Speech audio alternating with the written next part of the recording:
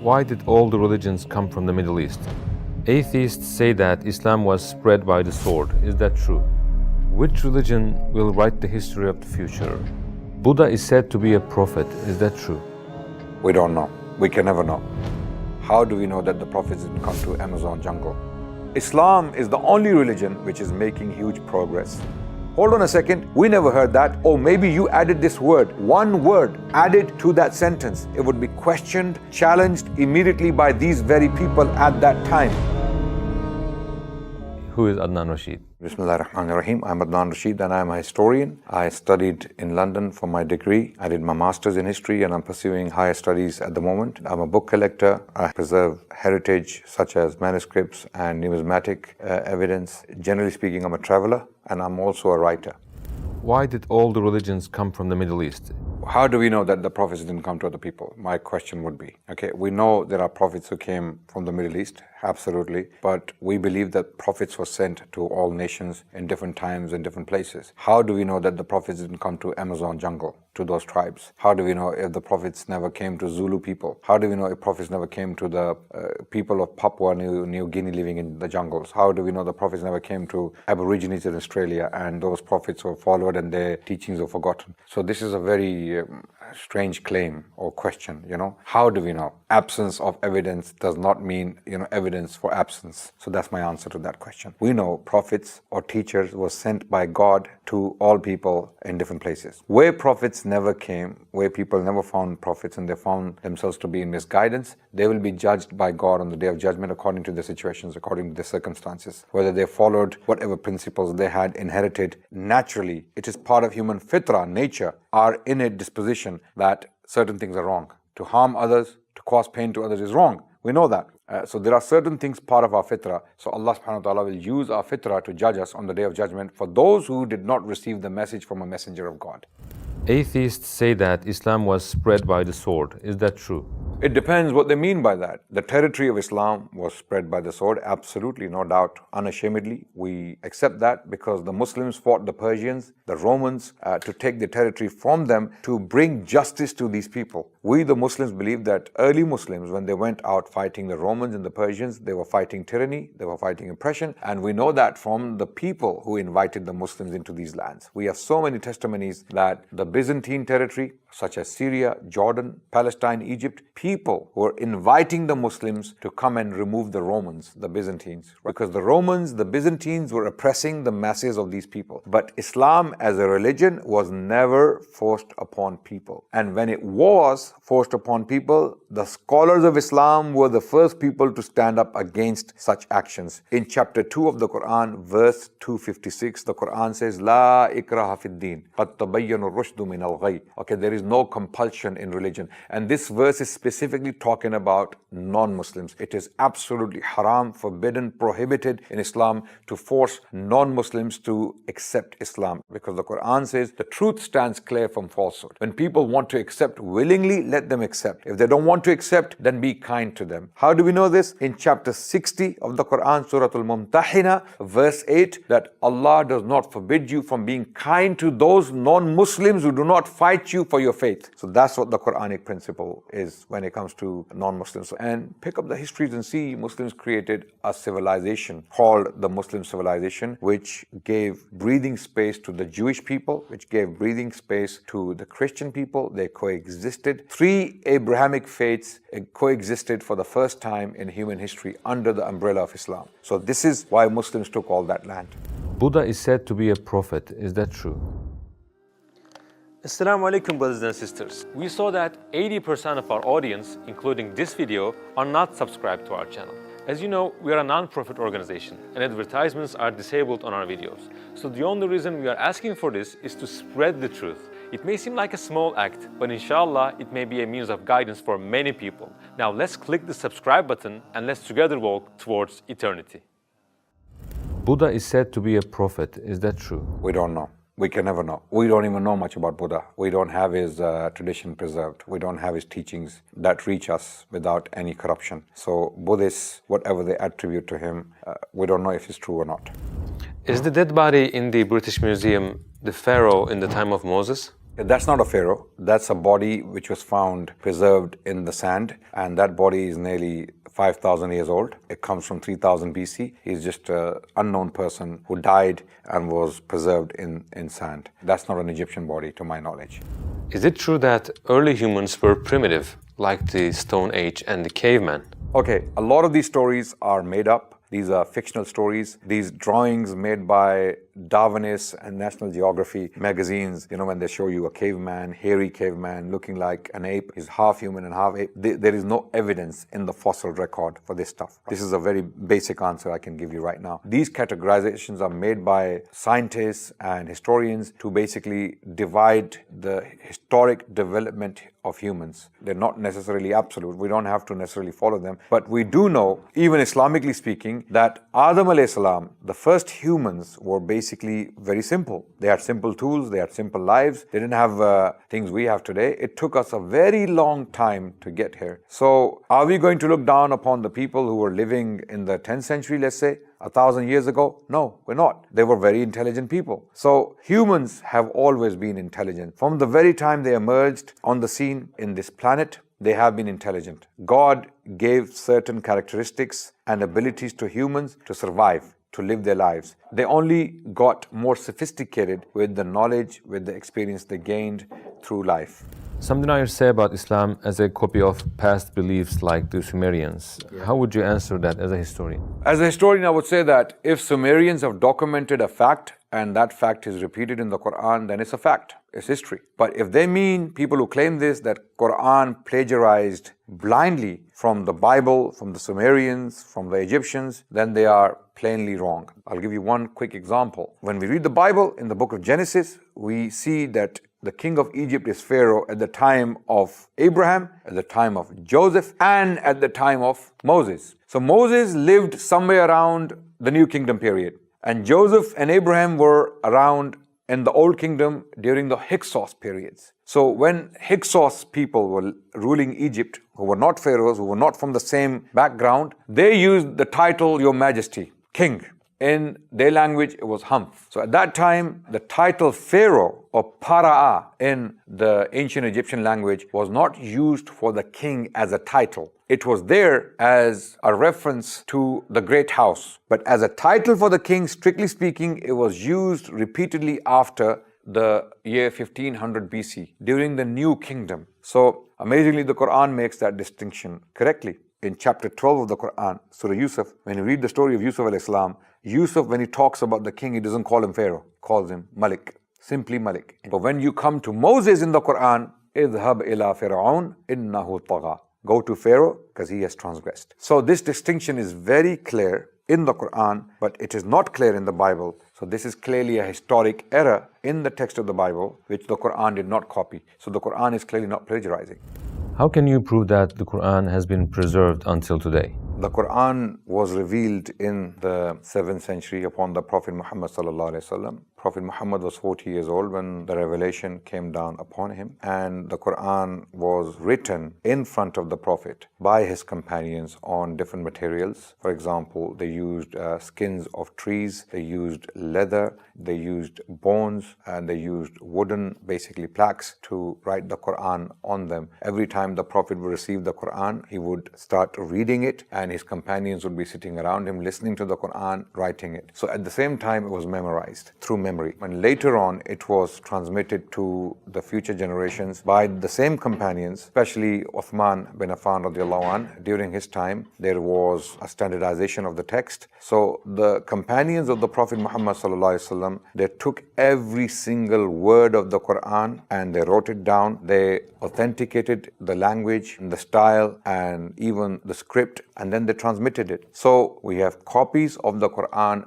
written at the time of the Prophet ﷺ and his companions that can be found in global libraries. For example, we have the Sana manuscripts. They were found in Yemen. and those manuscripts have been carbon dated to that age. Basically, they have come from the time of Uthman radiallahu anh. And then there is Birmingham parchment, which was carbon dated. The date was basically between 568 to 645 CE. That particular parchment was prepared within the life of the Prophet ﷺ. Not necessarily the writing. The writing could be slightly later, but the animal was killed within that time when the Prophet was alive, sallallahu alaihi wasallam. Do we have all these pages of the Quran from that date, or just some pages? We have almost all of the Quran from the first century. We put all the manuscripts together because there is one in Turkey in the Topkapi Museum. Then we have St. Petersburg copy, we have Tashkent copy, we have Husseini Mosque copy. Some of these copies may be later. They may be from the 2nd century of Hijri. But if we collect all the copies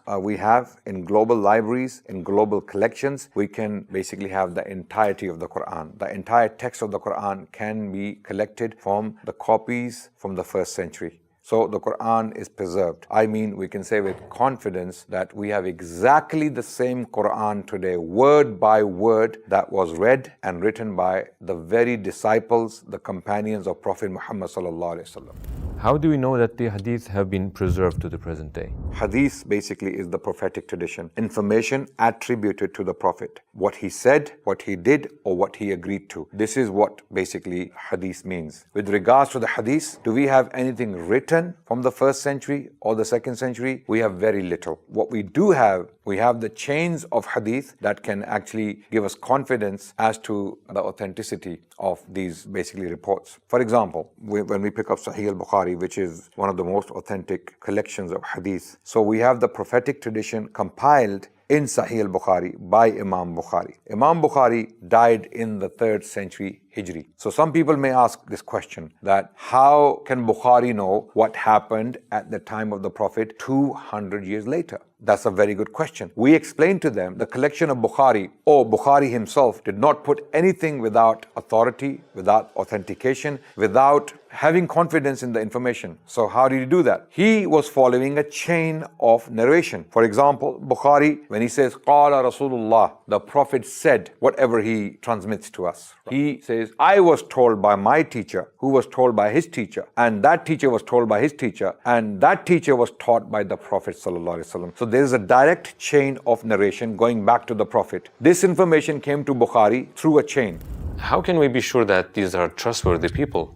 Because we have the history of each and every single individual. We know who Abdullah bin Yusuf is, where he was born, where he taught, how many people was he teaching, what was his character. Was he a dubious character or was he a truthful character? Likewise, we have information on Malik bin Anas. Who was Malik bin Anas? Very famous, very public figure, teaching publicly to thousands of people. Then we have Nafi', who was similarly a very famous, a very well-known person who taught publicly. This knowledge was not secretly transmitted, it was publicly transmitted. That's why we have the confidence, and it wasn't transmitted to one person in secret in a dungeon. Rather, this knowledge was taught. This tradition, hadith, was transmitted in mosques to crowds of people. So that's why other people could authenticate it. They could recognize this knowledge. And if any false information was transmitted, it would be questioned, challenged immediately by these very people at that time. Hold on a second, we never heard that. Oh, maybe you added this word. Where did you get this word from? So there is a sentence from the Prophet. Someone comes with an extra word,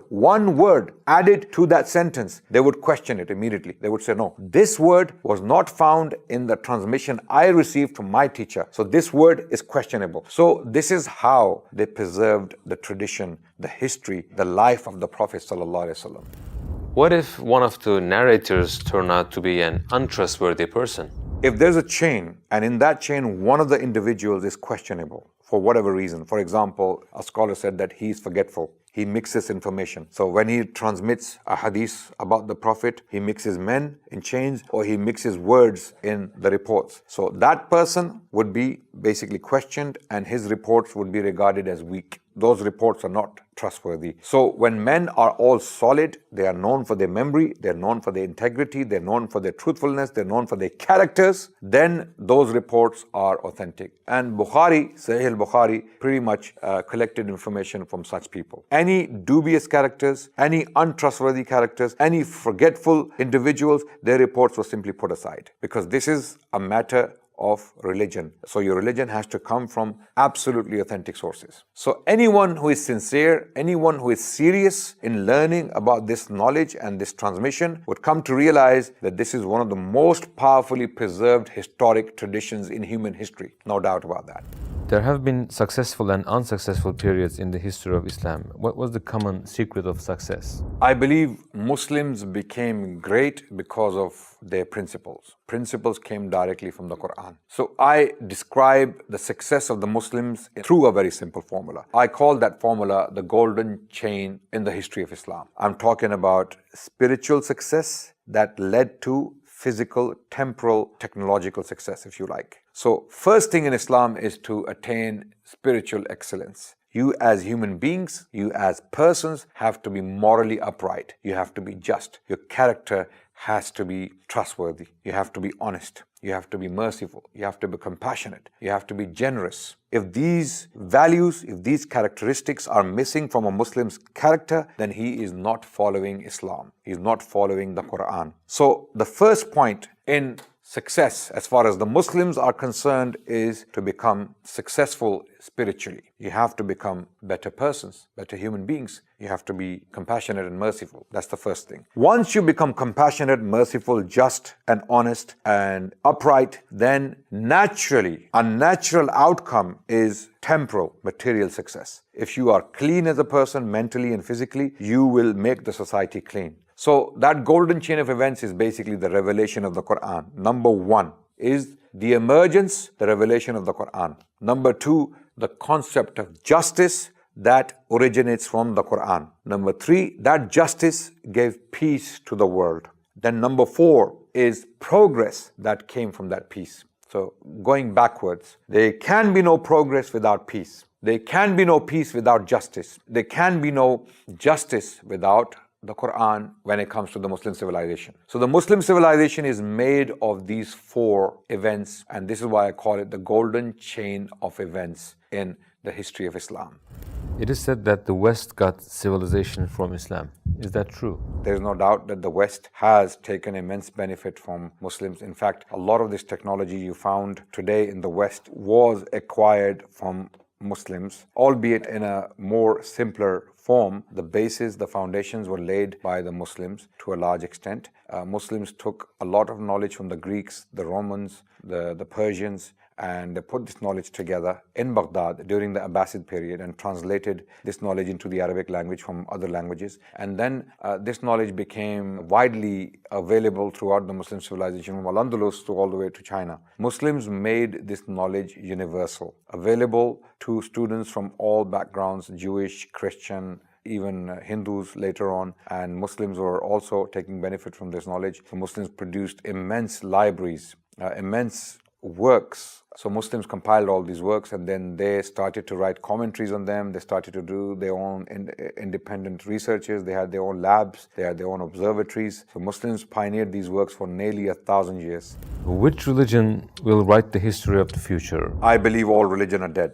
All religions are dead except Islam. Okay, Christianity is dying. Europeans have completely left Christianity. Christianity is dying in America. Christianity is dying in South America. There is only one continent where Christianity is surviving due to a lot of humanitarian work with regards to education and medical support. That's Africa. Other than that, Christianity is on the decline. So other religions are also declining. If you want to talk about Hinduism, it's declining. Clearly, when you look at the situation in India, this new Hindu revolution under the guise of Hindutva is a big travesty. It's a big unfortunate occurrence. So Islam is the only religion which is making huge progress. Hundreds of thousands of people are accepting Islam. Those people who find themselves in a spiritual dilemma, those people who have nothing to look forward to, when they have empty lives, they wake up to the reality of Islam sometimes when they're exposed to it, and they accept Islam. So Islam is the fastest growing religion in Europe. There are Swedish, German, British, French, even Spanish and Italian individuals who are accepting Islam in large numbers, in particular women. Same is happening in South America and North America. Same is happening in Africa. So Islam is the religion of the future. Islam will write the future, I believe. Brother Adnan Rashid, thank you for sharing your experiences and wisdom and knowledge with us. Hope to meet you, inshallah, again. Inshallah. Thank you so much.